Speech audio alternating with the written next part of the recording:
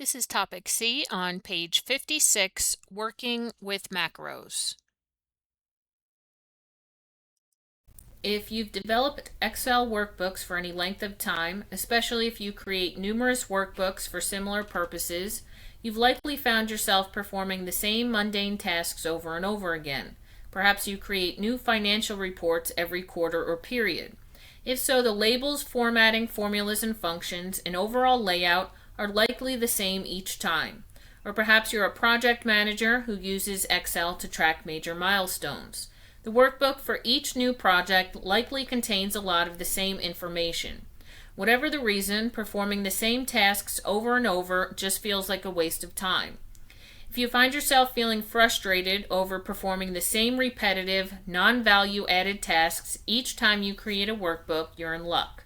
Excel supports a powerful feature that can actually perform these tasks for you, and those are macros. By unlocking the nearly endless capabilities macros can offer, you will not only save yourself time and effort, but you'll also begin to open up whole new worlds of automation you may have never even realized were possible. So a macro, in its simplest terms, is a series of steps or instructions that you can run from a single command or action. It's almost like a recording of steps that you can play over and over again in your workbooks. So here I have an example workbook open, and I have worksheet tabs for October, November, December, January, February, and March. You can see none of them have any information except some title text with the month and travel expenses. So I can actually, if I wanted all of these worksheets to have the same exact setup, I don't have to go and individually set each one up over and over and over again. I can do my first one and I can record those steps using a macro, and then I can rerun it on each additional worksheet. So how we do this is we go up to our View tab on our ribbon, and in my macros group, here I have a drop down for macros. I have the option to view macros, which we'll do after we record one, and we have our record macro option. When I select this, it will open up my dialog box, and here I can name my macro. I'm going to name this particular one expense sheet. No spaces in macros. You can have underscores if you want, but no spaces.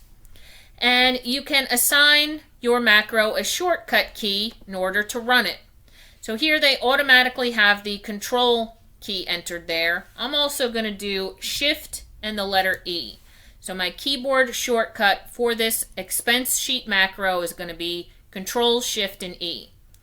Now your store macro in, you have the option of new workbook or this workbook. So the macro will only be stored in this particular file, a new workbook, or your personal macro workbook will store it in all future Excel files as well. So I'm just going to save it in this particular file, and you can add a description here if you want.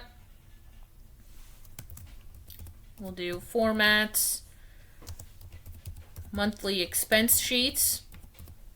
You don't necessarily need one here if you don't want one. You do have the option. And as soon as I click OK from here, my Excel is going to start recording all of my steps. You can see down on my status bar, I get a stop button. When I hover over this, it tells me a macro is currently recording. Click to stop the recording. So again, it's recording all of my steps, so I can go ahead and set up my initial October worksheet. So I'm going to select A1, and I'm going to bold this text out, and I'm going to increase it to a size 14. In cell A4, I'm going to enter the text auto rental.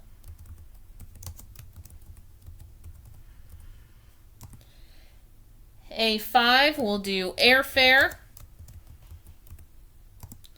A6 will be lodging.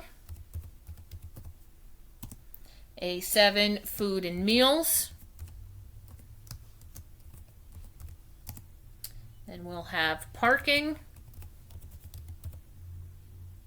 And we will also have a total row. Now I'm going to select that range A4 through A9, and I'm going to bold that out. In cell B3, here I'm going to have my employees, and their names are going to be Lyons, Norris, Lloyd, and Banks. So those become my column labels. I'm going to format the range B3 through E3 to be bolded and underlined. And then the range B4 through E9, I want to have this as my currency number format. So I can go up to my Home tab, my number command group, and I can set this to the default currency. Now in my total row going across, I can preset the formula to be here. Even though I don't have any individual expense entries yet, I can still set up my formula beforehand. So I could do equals sum. And this is going to be the sum when input of B4 through B8. Hit enter, and I can autofill that across for each of my employees. So now I'm done setting up my macro, my first worksheet of October. I can hit stop on my status bar, or I can go back up to my View tab and my macros drop down, and I have the option of stop recording from here as well. So all of those steps have been recorded in that macro for me. So I can move over to my November worksheet and I can test it out.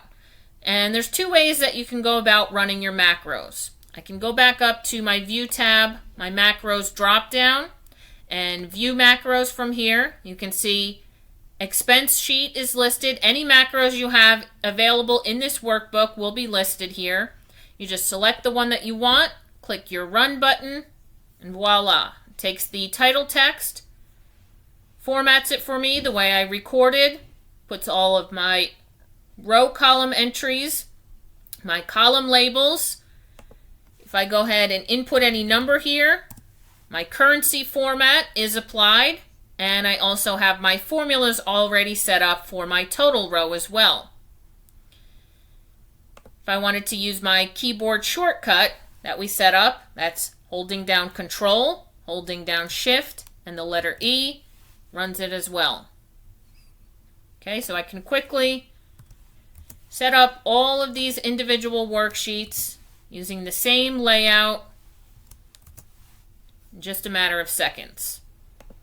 Again, you only have to do that initial worksheet to record that macro. Okay, so your next video will be activity 3.3 on page 63.